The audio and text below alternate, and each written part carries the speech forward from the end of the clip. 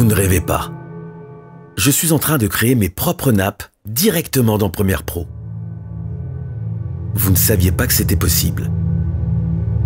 Je vais vous prouver que ça l'est. Et à la fin de ce tuto, vous pourrez vous aussi en faire autant. Salut à tous, c'est Cyril. Et aujourd'hui, on va faire un peu de musique. Comme tous les monteurs, je galère parfois à trouver la nappe qui conviendra à mon montage. Alors un jour, je me suis dit, et si je les jouais moi-même ces putains de nappes? Et comme vous l'avez vu dans l'intro, j'ai trouvé un moyen. Alors voilà ce que nous allons faire. Tout d'abord, on va s'équiper d'un clavier MIDI comme celui-ci. On va s'en servir pour jouer les sons qu'on va préparer avec un logiciel d'édition musicale.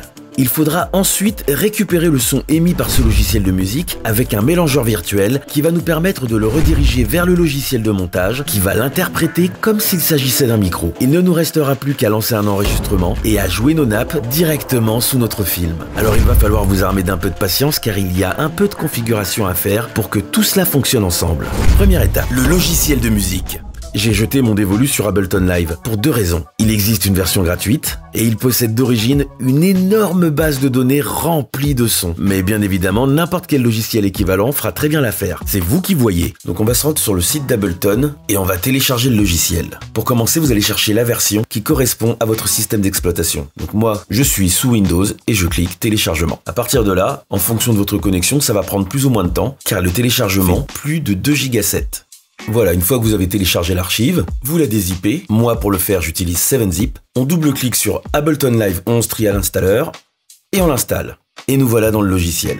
Alors ici, Ableton est dans sa version gratuite, mais vous pouvez profiter de toutes ces fonctionnalités à deux exceptions près. Vous ne pouvez pas enregistrer votre travail et vous ne pouvez pas exporter ce que vous avez composé. Bien évidemment, rien ne vous empêche d'acheter la licence, mais vous allez voir que pour ce qu'on va faire aujourd'hui, vous n'en aurez pas besoin. Alors, comment ça marche? Ici, à gauche, vous avez la base de données de sons et d'instruments. Il y a des batteries, toutes sortes de pianos et de synthés. Et comme vous pouvez le voir, c'est rempli d'instruments de musique. Rempli. Là, à mon avis, on va manquer de rien. Alors, première chose que vous allez faire, vous allez cliquer juste ici sur le petit logo.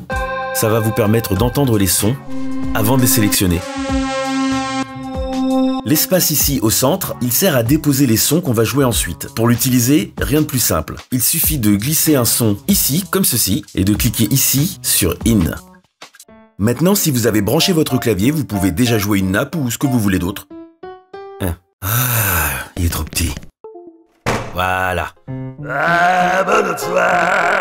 Cerise sur le gâteau, vous pouvez mettre plusieurs sons. Il suffit par exemple de glisser un deuxième son ici dans l'espace au centre. Et là vous avez bien le nouveau son qui s'est affiché, vous vérifiez qu'il est sur In lui aussi. Et maintenant quand j'appuie,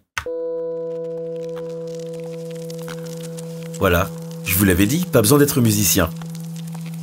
Pour les utilisateurs plus avancés, vous pouvez ici, en bas, modifier vos sons pour les rendre encore plus uniques. Mais aujourd'hui, on va s'en passer et aller à l'essentiel. Bien, on a notre logiciel pour créer des nappes. Maintenant, on va pouvoir passer à la seconde étape. Il nous faut un mélangeur. Après avoir longuement cherché, je suis tombé sur Voicemeeter. Il existe en 3 versions, Voicemeeter, Voicemeeter Banana et Voicemeeter Potatoes. Pour nos besoins, la version de base suffira et on va aller la télécharger sur le site et l'installer.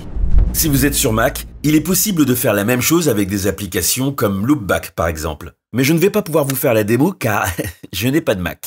Retournons à nos moutons. Il va falloir d'un côté dire à Ableton que Voicemeeter est son canal de sortie et d'un autre côté paramétrer Voicemeter pour qu'il renvoie bien le son sur un canal que le logiciel de montage peut prendre en compte. Alors, on va commencer dans Ableton et on va aller dans Options, Préférences. Et là, dans Audio, on va aller lui dire que le périphérique de sortie audio, eh bien c'est Voicemeter. Donc là, vous allez le trouver ici. Moi, j'ai beaucoup de périphériques audio parce que j'ai une carte son un peu complexe, mais vous en aurez sans doute moins. Toujours est-il que vous devrez trouver Voicemeter Input, comme ceci. Une fois que vous l'avez fait, vous pouvez fermer. Ensuite, on se rend dans Voicemeter et ici, dans A1, sur la sortie, Hardware Out, et vous allez la mettre sur votre carte son habituelle. Moi, la mienne ici, c'est l'Audient ID14. Et vous allez aussi vérifier que votre micro est bien configuré. Voilà, comme ceci. Donc pareil, en fonction de votre carte son et de votre matériel, il faudra adapter. Voilà. Si tout marche, vous pouvez jouer vos nappes et vous les entendez.